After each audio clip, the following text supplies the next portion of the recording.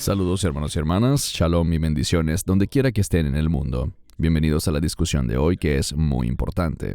Por supuesto, para empezar, una cálida bienvenida para ti, Baruch. Bendiciones y shalom. Shalom para ti, Cristian, y para tu familia. Que Dios los bendiga a todos.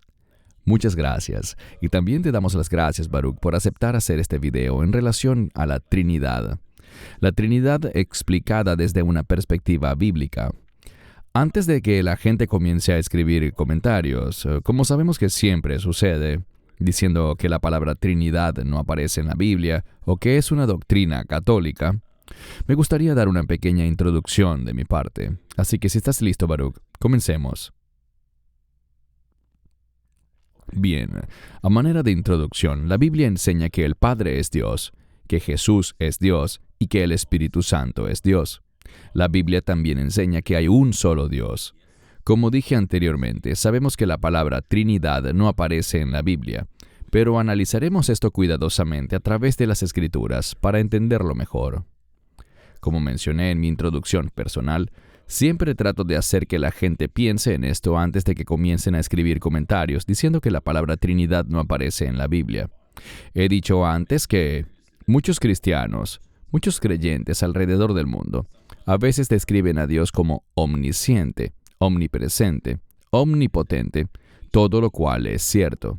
Sin embargo, estas palabras tampoco aparecen en la Biblia. Así que desde mi perspectiva, a modo introductorio, la Trinidad es solo una forma de describir el concepto, pero no tiene nada que ver con los católicos. Hay algunos que nos han acusado en sus comentarios diciendo que es una doctrina católica. No es así. Vamos a leer junto a Baruch pasajes de las Escrituras y nada más. Así que no tiene nada que ver con la Iglesia Católica Romana. Entonces, Baruch, tus comentarios de inicio. Bueno, el propósito principal de la Trinidad es creer y afirmar la divinidad de Yeshua. Y como ya veremos en estos pasajes de las Escrituras, la Biblia respalda la divinidad del Mesías. Vemos que hay muchas cosas registradas en las Escrituras para atestiguar eso. Por ejemplo, Yeshua dice ante Caifás, el sumo sacerdote, que es el Hijo del Bendito y, por lo tanto, el Hijo de Dios. Así que vemos muchos lugares donde el Mesías habla de su divinidad. Cuando dice, si me has visto a mí, has visto al Padre. Todos somos hijos de Dios, pero solo hay un Hijo unigénito de Dios. Y es muy importante que creamos en la divinidad. Si no lo hacemos, seguiremos los caminos del anticristo en los últimos días. Aquellos que le pertenecen a él niegan que Dios ha visitado a su pueblo en la persona de Yeshua. Así que la Trinidad está directamente relacionada con la divinidad del Mesías. Amén, gracias. Aquí tenemos un par de diagramas, uno en inglés y otro en español. Esta probablemente sea la forma más fácil de explicar la Trinidad en términos de cada persona que forma parte de ella. Pero, Baruch, ¿podrías darnos tus comentarios y hablar sobre estos diagramas? Bueno, en primer lugar, me gusta lo que dice allí porque, sí, el Padre es Dios, el Hijo es Dios, el Espíritu Santo es Dios, pero el Padre no es el Hijo, ni el Padre es el Espíritu Santo. Esto es muy importante porque hay una doctrina de la unidad que simplemente habla de que Dios aparece a veces como el Padre, a veces como el Hijo y a veces como el Espíritu Santo. Esto no es así. La Trinidad, y creo esto firmemente, habla de tres personas dentro de una deidad. Tres personas separadas pero unidas. Así que esta es una muy buena ilustración de lo que creemos. En efecto, vemos que cada uno de los miembros de la deidad es Dios, pero no son idénticos. Si ese fuera el caso, hablaríamos de modalismo, que es una herejía. Así que es una muy buena manera de ilustrar la Trinidad. Gracias, y me alegra que hayas comentado eso, Baruch, porque hay una cantidad alarmante de falsas doctrinas acerca de la Trinidad. Creo que T.D. Jakes es uno de los mayores culpables, ya que básicamente tiene una doctrina según la cual hay un solo Dios que tiene tres manifestaciones, lo cual es una doctrina muy peligrosa y falsa. Bien, entremos directamente al tema. Veremos que Dios Padre es Dios, Dios Hijo es Dios y Dios Espíritu Santo es Dios. Comencemos. En Éxodo 20, versos 2 al 3 dice: Yo soy el Señor tu Dios, que te saqué de la tierra de Egipto, de la casa de servidumbre. No tendrás dioses ajenos delante de mí. Tus comentarios. Creemos en un solo Dios, lo que en modo alguno ataca la verdad de la Trinidad. Tenemos este concepto de 1 igual a 3 y 3 igual a 1. Puede que no esté bien matemáticamente, pero teológicamente está bien y es correcto. Y respecto a la Trinidad, si nos volvemos a la mirada al origen, como ya veremos, hay pasajes de las Escrituras que señalan la divinidad del Espíritu Santo, la divinidad del Mesías. Así que, si no aceptamos la Trinidad, tendremos problemas con algunas partes de la Biblia, porque vemos que el Espíritu Santo, el mismo Espíritu de Dios, es Dios. Así que esta es una forma de unir el concepto de un solo Dios, pero también de afirmar la divinidad de Dios Padre, Dios Hijo y Dios Espíritu Santo.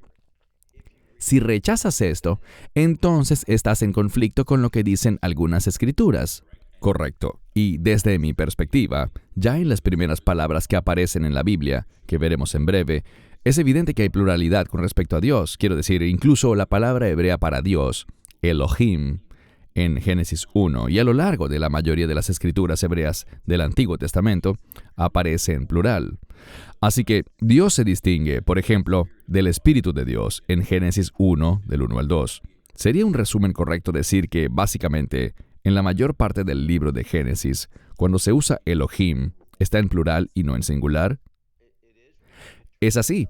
Tenemos el término El, pero casi no se usa. Es mucho más frecuente Elohim. Y luego tenemos en ese primer capítulo de Génesis, hagamos al hombre a nuestra imagen. Ahora, hay una persona que enseña que eso se refiere al consejo divino. Bueno, aquí está el problema. Si tomas este concepto del consejo divino, sea lo que eso sea, el problema es que no estamos hechos a imagen de un consejo divino. Estamos hechos a imagen de Dios. Entonces, ¿por qué está en plural la frase hagamos al hombre a nuestra imagen? Así que cuando miramos la Escritura, la gente lanza ideas. Creo que fue Mike Heiser quien sacó lo del consejo divino. El problema es que si se usa esa interpretación, la frase hagamos no puede referirse a un consejo divino porque vemos que estamos hechos a imagen de Dios, no de un consejo. Así que es muy importante que seamos muy específicos y la Biblia es muy específica con la terminología que usa. Amén, gracias. Un par de pasajes más, Deuteronomio 6 del 4 al 5. Un pasaje muy conocido y por supuesto también hermoso. Escucha, oh Israel, el Señor nuestro Dios, el Señor uno es. Amarás al Señor tu Dios con todo tu corazón, con toda tu alma y con todas tus fuerzas. Tu opinión. Bueno, este es un gran ejemplo de cómo los idiomas originales pueden ayudar enormemente, porque cuando dice que el Señor es uno, lo que encontramos es que, respecto al término Ejad, podría haberse usado otro término, y es el término Yahid. Yahid sería el único Dios, un solo Dios, uno en un sentido absoluto, pero no se usa la palabra Yahid. De hecho, el judaísmo tiene una confesión. Hu Ejad Veyad Lo Yahid. Él es uno, pero no singular. ¿Por qué es importante? Porque del término Ejad también se deriva Ahdud, que significa unidad. Y cuando vemos que se usa Ejad en las Escrituras, se habla de que el esposo y la esposa se convierten en uno. Son dos, pero hay esa unidad. Así que es muy importante darnos cuenta de cómo la Escritura testifica mediante el uso del lenguaje. Por lo tanto, es un lugar que nos enseña la verdad sobre la naturaleza de Dios y vemos por qué la Biblia es tan específica en su lenguaje. Amén, gracias. Primera de Juan 3:1. Mirad cuál amor nos ha dado el Padre para que seamos llamados hijos de Dios. Por eso el mundo no nos conoce, porque no le conoció a Él. Tus comentarios. Aquí nos habla del proceso de la redención. Dios nos creó originalmente en unidad con Él. el pecado llegó y rompió esa comunión con Dios. Pero a través de la redención podemos volver a ser hijos de Dios. Y si estudiamos la Escritura, encontramos que la redención es un término muy importante. El Mesías es el Redentor, pero en el libro de Isaías muchas veces se dice que Dios es el Redentor. Y por lo tanto tenemos que estudiar y analizar las Escrituras. Por ejemplo, en Isaías 59:20 dice claramente que habrá un mensajero, Malak, un mensajero que es enviado y que será el Redentor. Todo el mundo afirma que esa obra es del Mesías, pero en otros pasajes dice que es Dios. Así que cuando miramos y examinamos la riqueza de las Escrituras, la Trinidad es la solución a algunos versículos muy conflictivos. Si Yeshua no es Dios, entonces tenemos un problema. Así que ese es un buen pasaje. Gracias. Ahora pasemos a hablar sobre Dios el Hijo. Hay un vasto número de pasajes de las Escrituras que podríamos utilizar, pero no queremos extendernos demasiado. Juan 1, versos del 1 al 3 y luego el 14. En el principio era el Verbo, y el Verbo estaba con Dios, y el Verbo era Dios. Él estaba en el principio con Dios. Todas las cosas fueron hechas por Él, y sin Él nada de lo que ha sido hecho fue hecho. Y el Verbo se hizo carne, y habitó entre nosotros, y contemplamos su gloria, gloria como del unigénito del Padre, lleno de gracia y de verdad. En teoría, no deberíamos tener la necesidad de ir más allá. Sin embargo, veremos otros pasajes. Pero primero danos tus comentarios, Baruch. Está muy claro que el Verbo era Dios. Tenemos ese mismo término, Emmanuel, Dios con nosotros.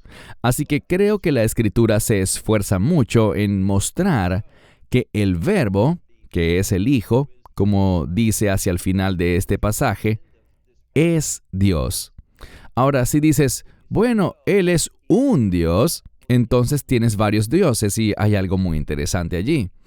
En el idioma hebreo hay una gran similitud entre la palabra Ejad y la palabra Ajer. Ajer significa otro. No creemos en otros dioses, como cuando usamos la frase Elohim Ajerim, otros dioses, al hablar de la idolatría.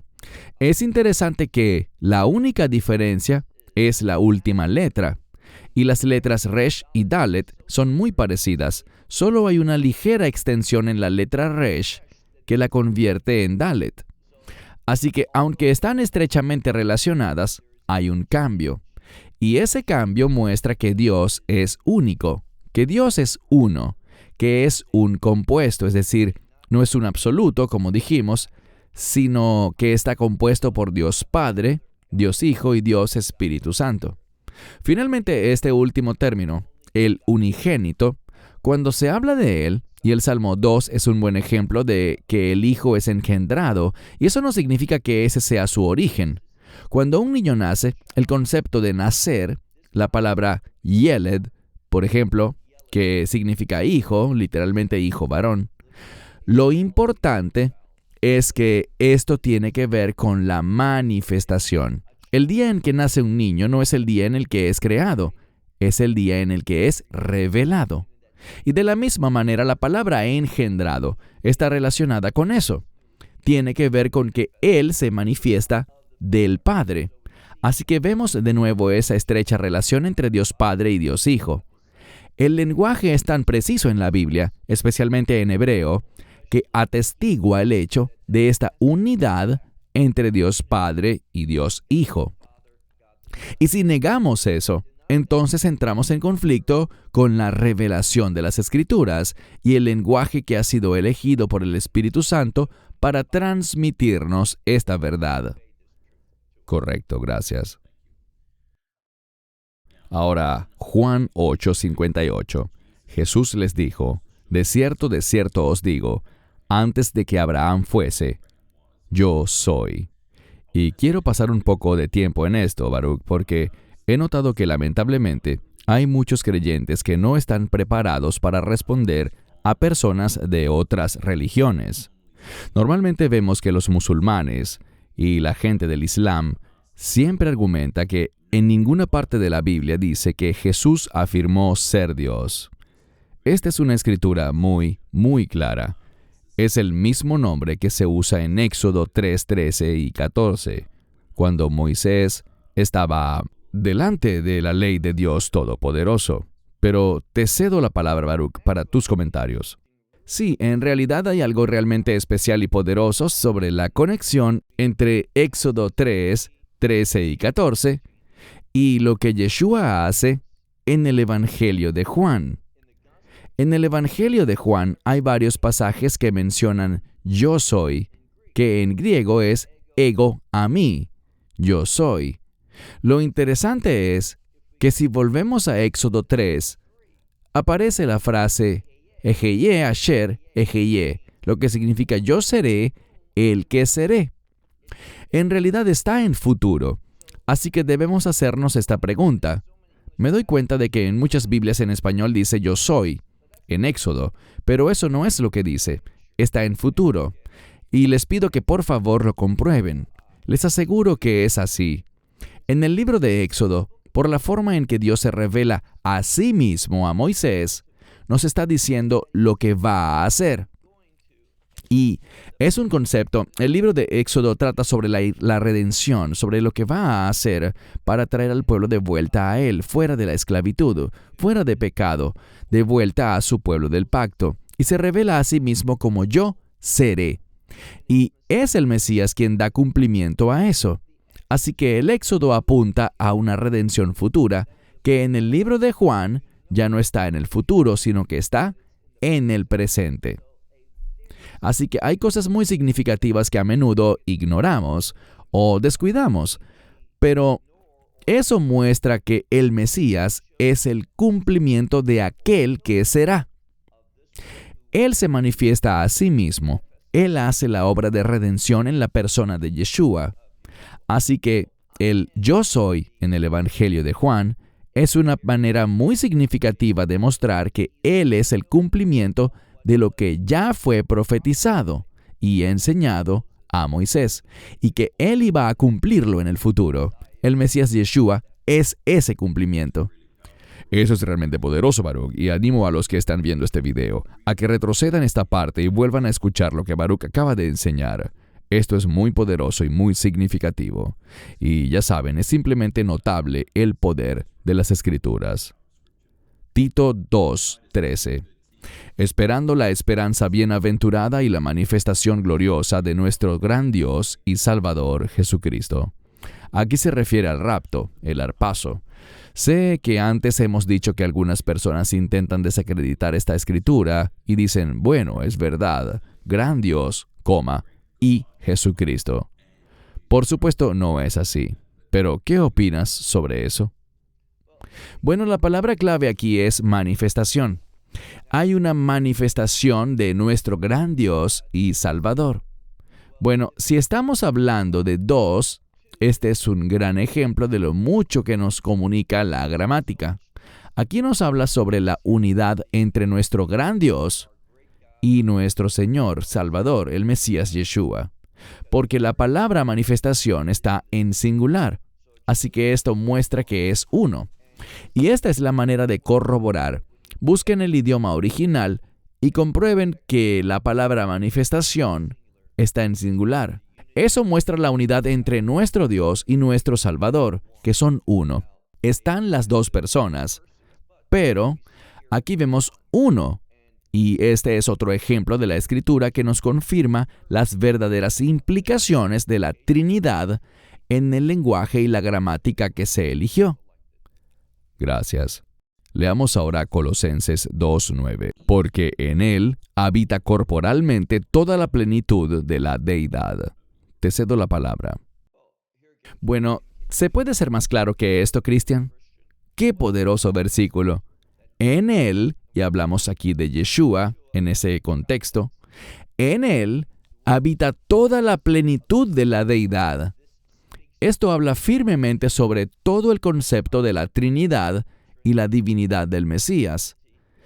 Y si lo rechazas, es decir, esto no es algo que provenga del catolicismo, esto tiene su origen en las Escrituras de Pablo. mucho antes de que existiera el catolicismo. Está claro en el Nuevo Testamento que las Escrituras efectivamente hablan de la divinidad del Mesías. Y antes también hablamos sobre la creación. Y Colosenses 1:15 nos dice que el Mesías es el Creador y que todas las cosas subsisten en Él. Él las mantiene unidas. Y en el ámbito científico, por ejemplo, hay un misterio. ¿Cómo se mantienen unidas las cosas? No lo sabemos. No sabemos la respuesta a qué mantiene el vínculo entre todas las cosas. Bueno, Colosenses nos dice que es a través del Mesías, quien no solo es el creador, sino que es el mantenedor de su creación. Esa es una verdad científica muy importante. En las Escrituras se encuentra la explicación de cómo se mantienen unidas las cosas, cómo subsisten, por qué no se desmoronan. Una vez más, vemos cómo la palabra de Dios responde a tantas preguntas que la ciencia no ha sabido resolver. Maravilloso, gracias. Pasemos ahora a Dios Espíritu Santo. Génesis 1:2. Lo mencionamos hace poco. La tierra estaba desordenada y vacía, y las tinieblas estaban sobre la faz del abismo, y el Espíritu de Dios se movía sobre la faz de las aguas. Adelante, Baruch. Bien, ahí dice el Espíritu de Dios. El Espíritu de Dios tiene que ser divino. Este es un gran pasaje que da testimonio de eso. Hay otro aspecto, y no sé si hablaremos de ello, pero ¿qué pasa con el concepto de blasfemia contra el Espíritu Santo? Ahora sé que hemos hecho un video sobre eso, discutiendo qué es y qué no es. Pero hay un problema que pasa mucho, y animo a las personas a que hagan un estudio de la palabra blasfemia. Lamentablemente, a menudo se traduce simplemente como el acto de decir algo despectivo, algo que es malo. Pero la blasfemia siempre es contra Dios. Entonces, el hecho de que puedas blasfemar contra el Espíritu Santo, y esto incluso se lleva a un nivel más alto, pues las Escrituras dicen que toda blasfemia contra el Padre y contra el Hijo puede ser perdonada, pero no la blasfemia contra el Espíritu Santo. Este es otro gran ejemplo de cómo la palabra de Dios nos confirma la divinidad del Espíritu Santo. Y vemos que, en este pasaje, es el Espíritu de Dios el que lleva las cosas, es decir, su creación, al orden de Dios. El Espíritu y la palabra en conjunto llevan las cosas. Sabemos la conclusión. He aquí, todo es muy bueno. El Espíritu de Dios es lo que produce esto. ¿Quién es el creador, el mantenedor? En este concepto es el Espíritu Santo, lo que muestra la unidad entre Dios Padre y Dios Espíritu Santo. Pero en el Evangelio de Juan encontramos que el Espíritu Santo es el Espíritu de Yeshua. Es muy interesante ver cómo la Escritura pasa y revela tanto, que si lo examinamos, todo apunta a la Trinidad. Si rechazamos la Trinidad, entonces tenemos un gran conflicto en la palabra de Dios. Correcto. Ahora, para algunas personas que aún dicen que no, que en ninguna parte realmente dice que el Espíritu Santo es divino o que el Espíritu Santo es Dios, quiero que todos vean esto, bien sea en sus Biblias o en la pantalla. Hechos 5, versos 3 y 4. Pero Pedro dijo, Ananías, ¿por qué Satanás llenó tu corazón para que mintieras al Espíritu Santo? Eso está resaltado ahí en negro. Y te quedaras con parte del precio de la tierra. Mientras permaneció, no fue tuyo, y después de que se vendió, ¿no estaba bajo tu propio control? ¿Por qué has concebido esto en tu corazón? No has mentido a los hombres, sino a Dios. Es interesante, al principio dice que Satanás llenó tu corazón para que mintieras al Espíritu Santo, pero luego concluye diciendo, confirmando eso y diciendo, no has mentido a los hombres, sino a Dios. Tus comentarios. Exactamente, así es como la Escritura nos revela las cosas. ¿Cuál es la gran conclusión? El Espíritu Santo es Dios. Y de nuevo, si negamos eso, entonces tenemos un conflicto con lo que es la clara revelación de este texto. Y las cosas comienzan a desmoronarse. Por lo tanto, la Trinidad es una doctrina fundamental y, como dijiste, aunque la palabra no aparece allí explícita, la doctrina de la Trinidad, las implicaciones de la Trinidad, las implicaciones de esos importantes pasajes de la Escritura que seleccionaste muy bien, hablan de ella. Y esa es simplemente una forma de traer el concepto al entendimiento y darle un término, Trinidad, para referirse al Dios Trino. Y tenemos, por ejemplo, el término deidad que aparece en las Escrituras. ¿Por qué está ese término? Bueno, no es solo el nombre de Dios, Theos, sino que es una palabra que refleja ese concepto y generalmente se traduce como deidad, que básicamente es un término que habla de la pluralidad de Dios. Dios Padre, Dios Hijo y Dios Espíritu Santo, y la unidad entre ellos, que tienen en común los propósitos y los objetivos, pero están separados, como vimos en aquel diagrama. Vemos que Dios no es solo uno, creemos en un solo Dios, pero en tres personas. Correcto, gracias. Esto también es muy importante. Se refiere a las tres personas de la deidad. Id, pues, y hacer discípulos a todas las naciones, bautizándolos en el nombre del Padre, y del Hijo, y del Espíritu Santo. Antes de darte la palabra, Baruch, este pasaje específico de la Escritura siempre tiene un impacto en mí, porque no nos dice en los nombres, plural, del Padre, del Hijo, sino que dice en singular, en el nombre del Padre, del Hijo y del Espíritu Santo. Tus comentarios. Sí, eso es exactamente lo que te iba a decir, en referencia a esa palabra que aparece allí.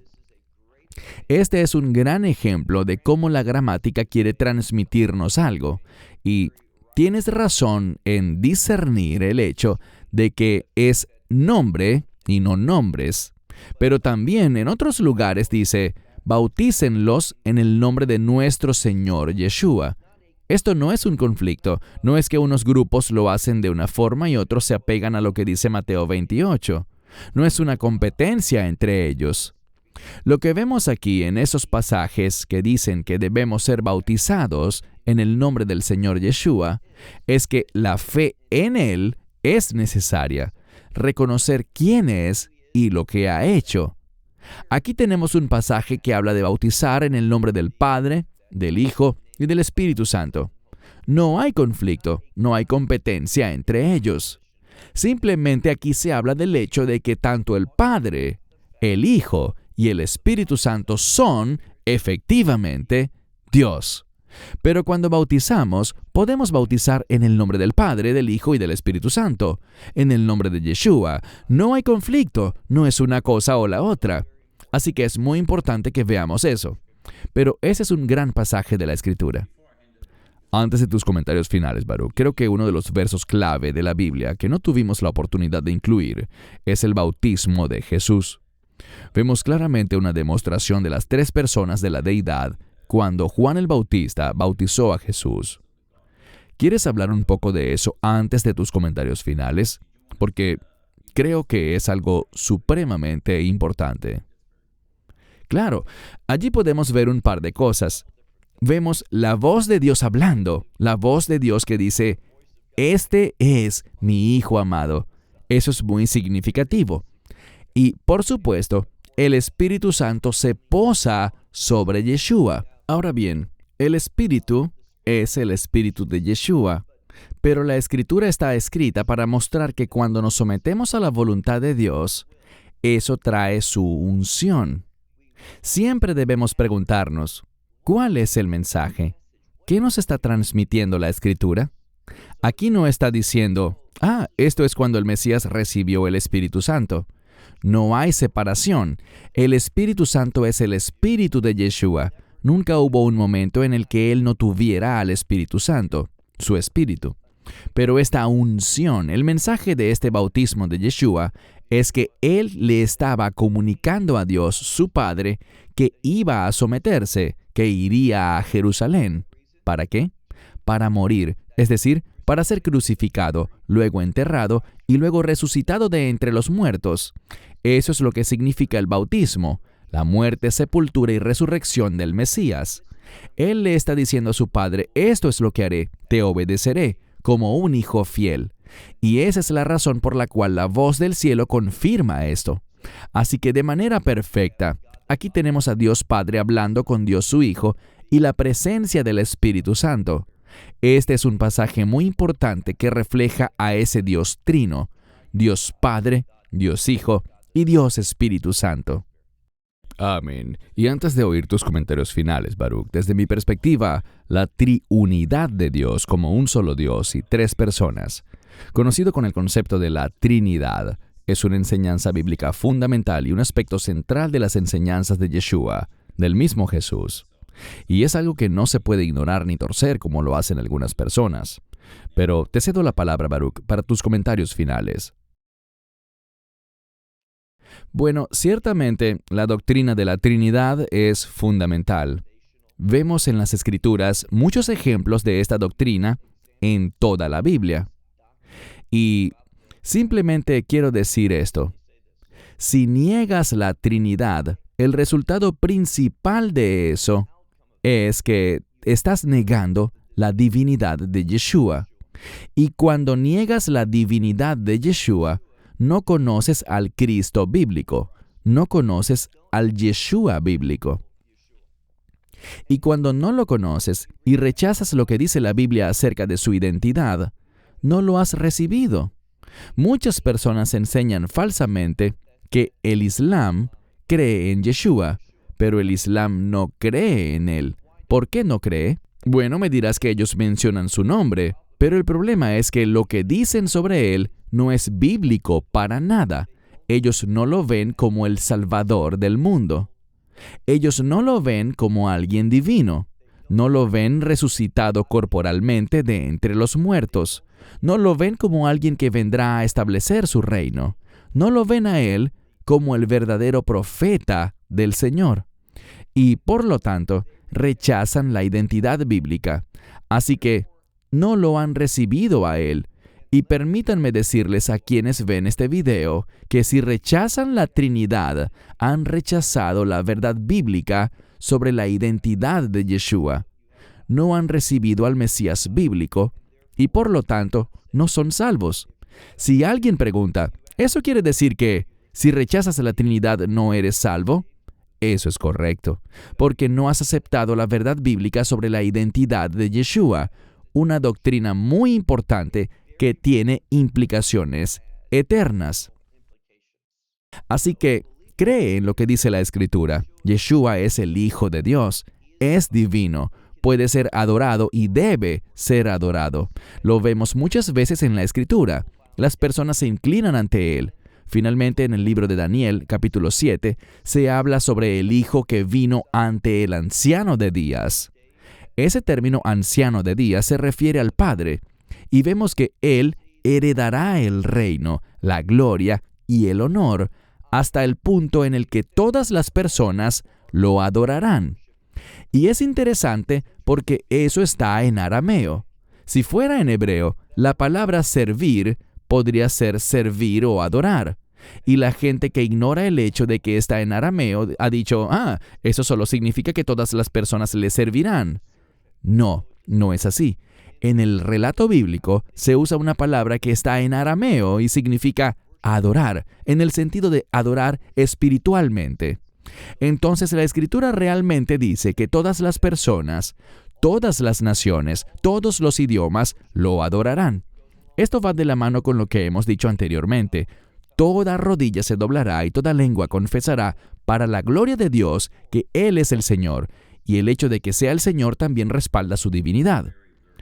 Bueno, esta enseñanza está muy buena, importante y necesaria, Baruch. Creo que es algo que quizás debamos revisitar en el futuro, debido a la importancia y relevancia de este punto y de esta doctrina. Siempre les decimos a las personas que sean muy cautelosas. ¿Qué más están escuchando? ¿Qué otro tipo de doctrinas oyen? Podrían ser engañosas cuando las personas tergiversan las Escrituras. Gracias, Baruch, por tu tiempo. Ciertamente ha sido una bendición. Vimos algunas escrituras poderosas y claras y te doy las gracias. Hermanos y hermanas, espero que hayan sido bendecidos y esperamos que nos acompañen en una próxima discusión. De Baruch en Israel y mi parte aquí en Sydney, Australia, Shalom, y que Dios les bendiga. Esperamos que te hayas edificado con el mensaje de hoy y lo compartas con otros. Te invitamos a seguir nuestros estudios cada semana por este canal y por el portal de YouTube de Amarás a Israel. También puedes descargar nuestra aplicación móvil gratuita, Mi Estudio Bíblico. Finalmente, para obtener más información sobre nosotros, visita nuestra web amarasaisrael.org, donde encontrarás otras conferencias de Baruch en audio, video y texto. Hasta el próximo programa. Que el Señor te bendiga en Yeshua HaMashiach, Jesús el Mesías, mientras caminas con Él. Shalom desde Israel.